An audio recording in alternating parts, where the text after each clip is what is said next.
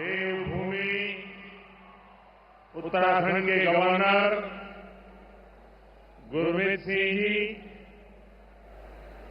युवा मुख्यमंत्री पुष्कर धामी जी,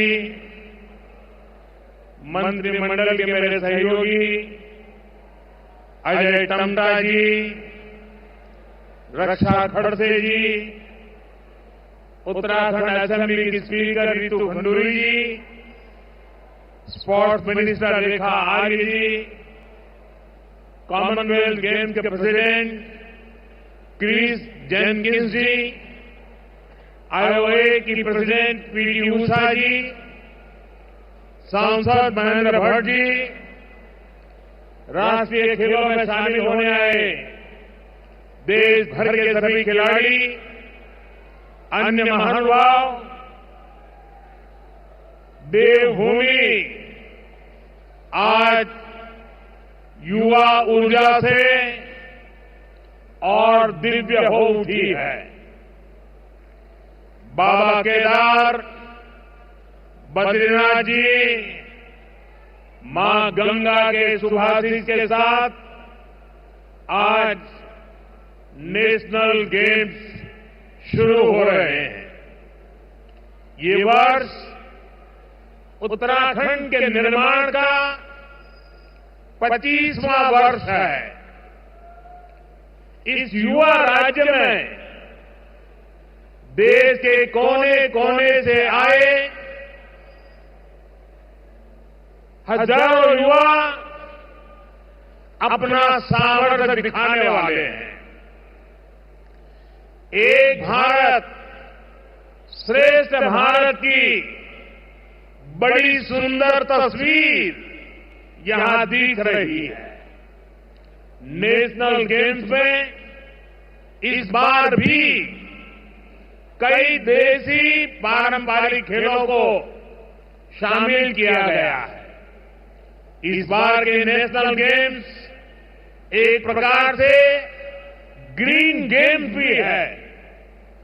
इसमें एनवायरमेंट फ्रेंडली चीजों का काफी इस्तेमाल हो रहा है। नेशनल गेम्स में मिलने वाले सभी मेडल और ट्रॉफियां भी ई वेस्ट से बनी है। मेडल जीतने वाले खिलाड़ियों के नाम पर यहां एक पौधा भी लगाया जाएगा। ये बहुत ही अच्छी पहल है। मैं सभी खिलाड़ियों को बेहतरीन प्रदर्शनी के लिए शुभकामनाएं देता हूं। मैं धामी जी और उनकी पूरी टीम को, उत्तराखंड के हर नागरिक को इस शानदार आयोजन के लिए बधाई देता हूं। साथियों, हम अक्सर सुनते हैं सोना तपकर खड़ा होता है।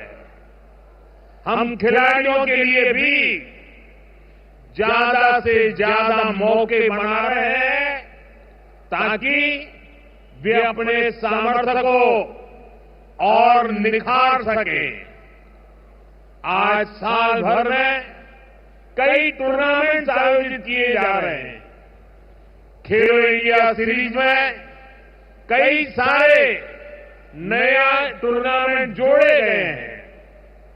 खेलो इंडिया यूथ गेम्स की वजह से यंग प्लेयर्स को आगे बढ़ने का मौका मिला है।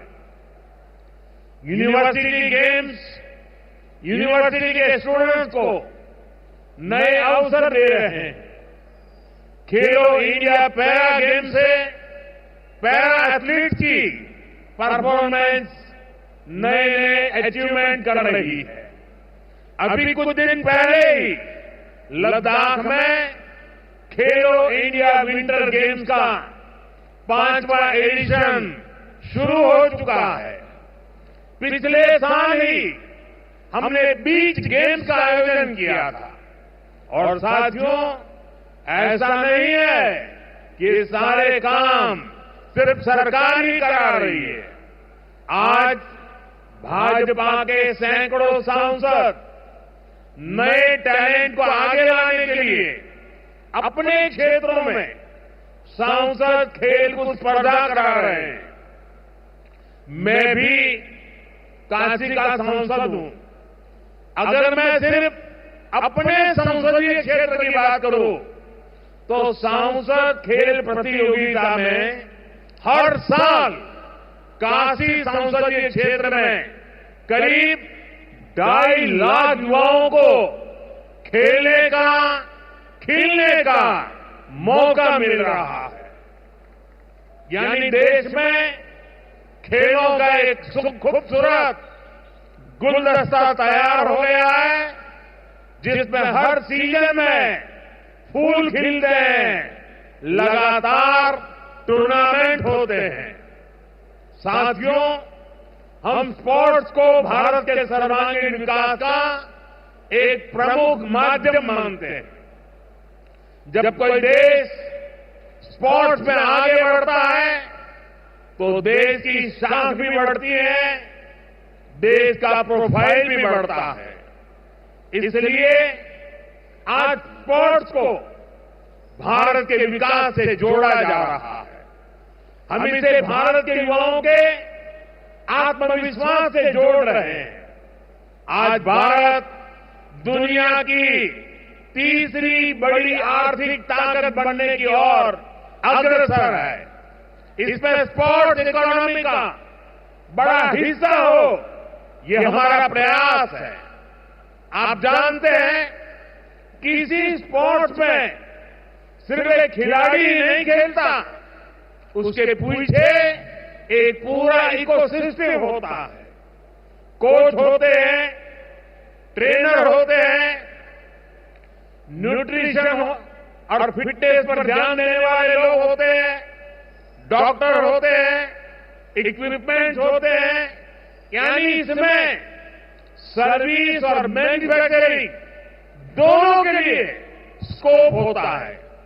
ये जो अलग अलग स्पोर्ट्स का सामान पूरी दुनिया के खिलाड़ी यूज करते हैं, भारत उनका क्वालिटी मैन्युफैक्चरर बन रहा है। यहां से मेरठ ज्यादा दूर नहीं है, वहां स्पोर्ट्स का सामान बनाने वाली 35,000 से ज्यादा छोटी बड़ी फैक्ट्रियां हैं। इनमें 3 लाख से अधिक लोग काम कर रहे हैं। ये इकोसिस्टम देश के कोने कोने में बने, आज देश इसके लिए काम कर रहा है।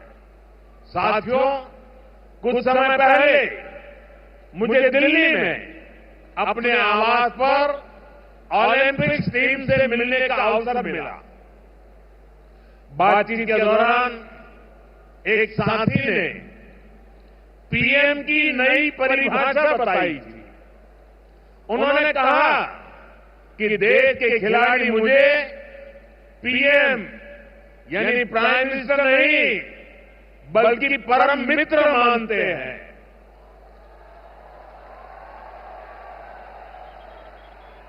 आपका ये विश्वास ही मुझे ऊर्जा देता है।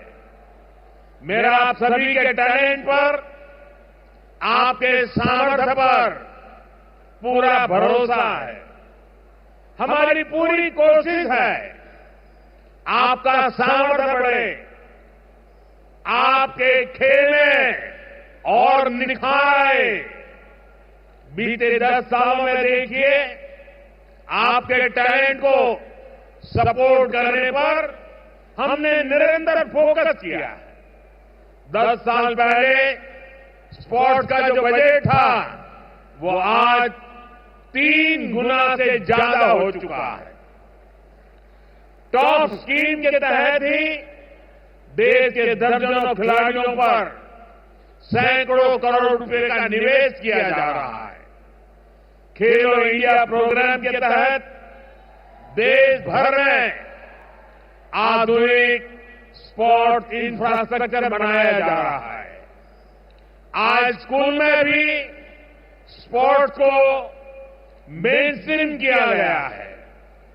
देश की पहली स्पोर्ट्स यूनिवर्सिटी भी मणिपुर में बन रही है।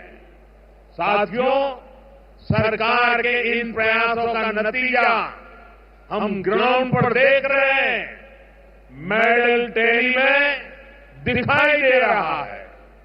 आज हर इंटरनेशनल इवेंट में भारतीय खिलाड़ी अपना परचम लहरा रहे हैं।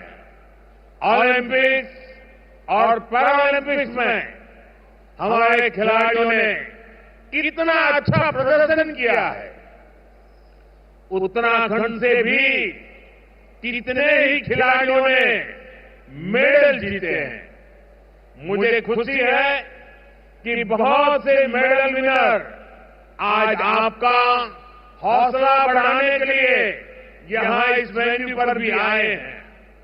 साथियों, हॉकी में पुराने गौरवशाली दिन वापस लौट रहे हैं। अभी कुछ दिन पहले ही हमारी खो खो टीम ने वर्ल्ड कप जीता है। हमारे गुकेश जी ने विश्व शतरंज चैंपियनशिप का खिताब जीता तो दुनिया हैरान रह गई।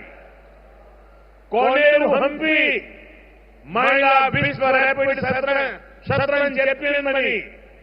ये सफलता दिखाती है कि भारत में कैसे स्पोर्ट्स अब सिर्फ एक्स्ट्रा करिकुलर एक्टिविटी नहीं रह गया है। अब हमारे युवा स्पोर्ट्स को प्रमुख कैरियर चॉइस मानकर काम कर रहे हैं। साथियों, जैसे हमारे खिलाड़ी हमेशा बड़े लक्ष्य लेकर चलते हैं, वैसे ही हमारा देश भी बड़े संकल्प लेकर आगे बढ़ रहा है। आप सभी जानते हैं कि भारत 2036 ओलंपिक्स की मेजबानी के लिए पूरा जोर लगा रहा है। जब भारत में ओलंपिक होगा तो वो भारत के स्पोर्ट्स को एक नए आसमान पर ले जाएगा। ओलंपिक सिर्फ एक खेल का आयोजन पर नहीं होता, दुनिया के जिन देशों में भी ओलंपिक्स होता है वहां अनेक सेक्टर्स को गति मिलती है।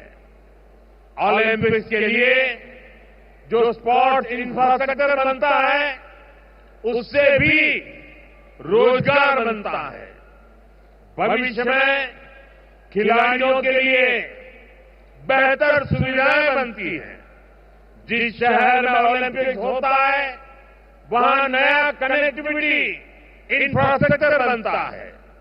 इससे कंस्ट्रक्शन से जुड़ी इंडस्ट्री को बल मिलता है, ट्रांसपोर्ट से जुड़ा सेक्टर आगे बढ़ता है और सबसे बड़ा फायदा तो देश के टूरिज्म को मिलता है। अनेकों नए होटल बनते हैं, दुनिया भर से लोग ओलंपिक्स में हिस्सा लेने और गेम्स देखने आते हैं। इसका पूरे देश को फायदा होता है। जैसे ये नेशनल गेम्स का आयोजन यहां देवभूमि उत्तराखंड में हो रहा है। यहां जो दर्शक देश के दूसरे हिस्से से आएंगे उत्तराखंड के दूसरे हिस्सों में भी जाएंगे।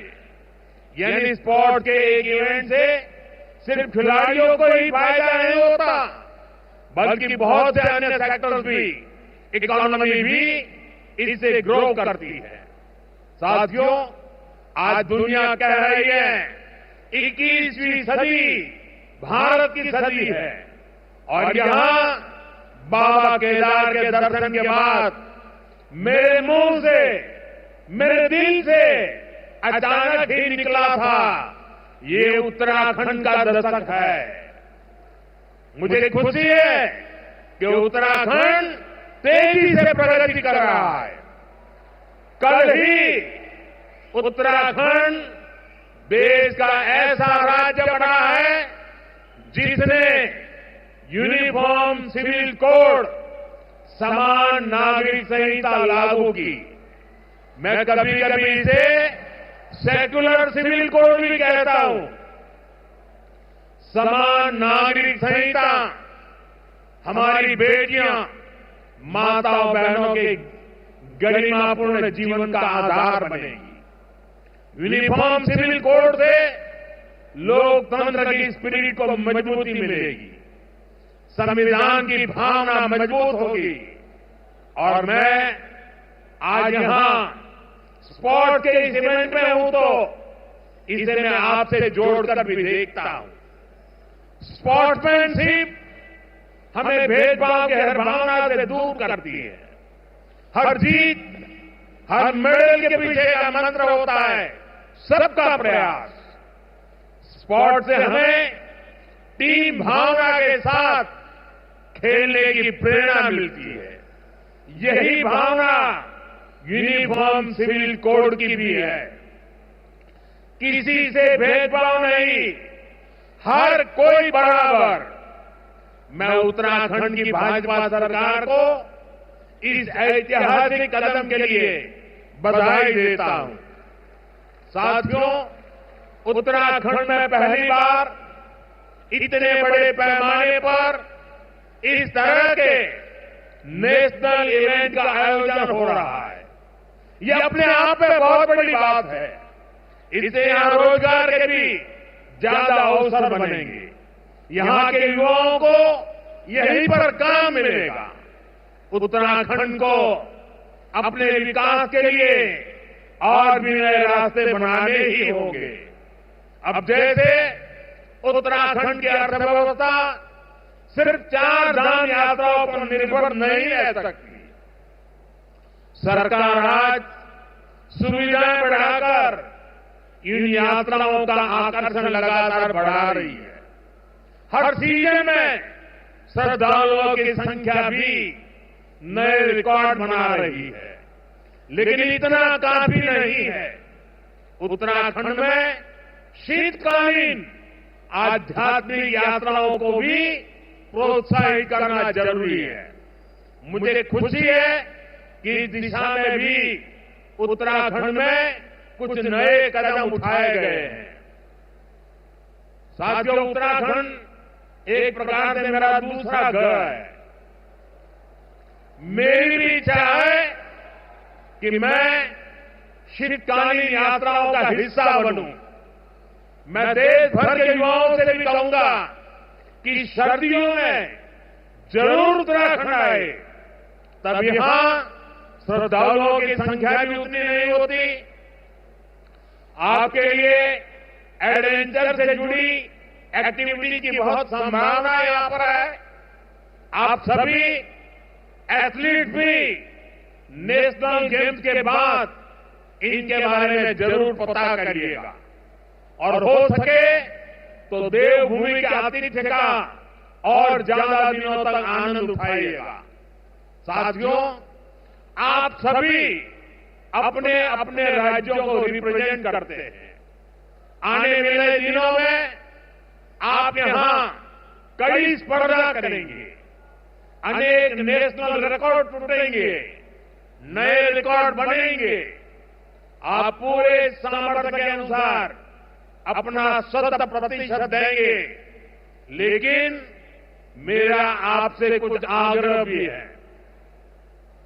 ये नेशनल गेम्स सिर्फ खेल की ही स्पर्धा नहीं है। ये एक भारत श्रेष्ठ भारत का भी एक मजबूत मंच है। ये भारत की विविधता को सेलिब्रेट करने का आयोजन है। आप कोशिश करें आपके मेडल में भारत की एकता और श्रेष्ठता की चमक भी नजर आए। आप यहां से देश के अलग अलग राज्यों की भाषा, खान पान, गीत संगीत की बेहतर जानकारी लेकर जाए। मेरा एक आग्रह स्वच्छता को लेकर भी है। देवभूमि के निवासियों के प्रयासों से उत्तराखंड प्लास्टिक मुक्त बनने की दिशा में काफी मेहनत कर रहा है, आगे बढ़ने का प्रयास कर रहा है।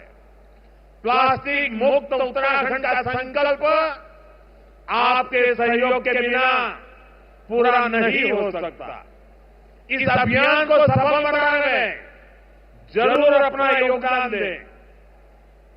साथियों, आप सभी फिटनेस का महत्व समझते हैं, इसलिए मैं आज एक ऐसी चुनौती की बात भी करना चाहता हूं जो बहुत जरूरी है। आंकड़े कहते हैं कि हमारे देश में ओबेसिटी की, मोटापे की समस्या तेजी से बढ़ रही है। देश का हर एज ग्रुप और युवा भी इससे बुरी तरह से प्रभावित हो रहे हैं।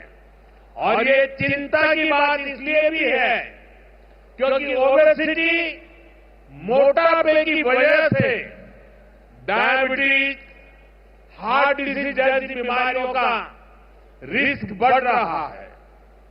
मुझे संतोष है कि आज देश फिट इंडिया मूवमेंट के माध्यम से फिटनेस और हेल्दी लाइफस्टाइल के लिए जागरूक हो रहा है। ये नेशनल गेम्स भी हमें ये सिखाते हैं कि फिजिकल एक्टिविटी, डिसिप्लिन और बैलेंस लाइफ कितनी जरूरी है। आज मैं देशवासियों से कहूंगा, दो चीजों पर जरूर फोकस करें। ये दो चीजें एक्सरसाइज और डाइट से जुड़ी है। हर दिन थोड़ा सा समय निकालकर एक्सरसाइज जरूर करिए। टहलने से लेकर वर्कआउट करने तक जो भी संभव हो अवश्य कीजिए। दूसरा ये कि अपनी डाइट पर फोकस कीजिए। बैलेंस इंटेक पर आपका फोकस हो और खाना न्यूट्रिशियस हो, पौष्टिक हो। एक और चीज हो सकती है, अपने खाने में अनहेल्दी फैट, तेल को थोड़ा कम करें। अब जैसे हमारे सामान्य घरों में महीने की शुरुआत पर राशन आता है, अब तक अगर आप हर महीने 2 लीटर खाने का तेल घर लाते थे तो इसमें कम से कम 10% की कटौती करिए। हम हर दिन जितना तेल यूज करते हैं उसको 10% कम करें। ये ओबेसिटी से बचने के कुछ रास्ते हमें खोजने पड़ेंगे। एक ऐसे छोटे छोटे कदम उठाने से आपकी हेल्थ में बहुत बड़ा चेंज आ सकता है। और यही तो हमारे बड़े बुजुर्ग करते थे। वो ताजी चीजें, नेचुरल चीजें, बैलेंस मील खाते थे। एक स्वस्थ तन ही स्वस्थ मन और स्वस्थ राष्ट्र का निर्माण कर सकता है। मैं राज्य सरकार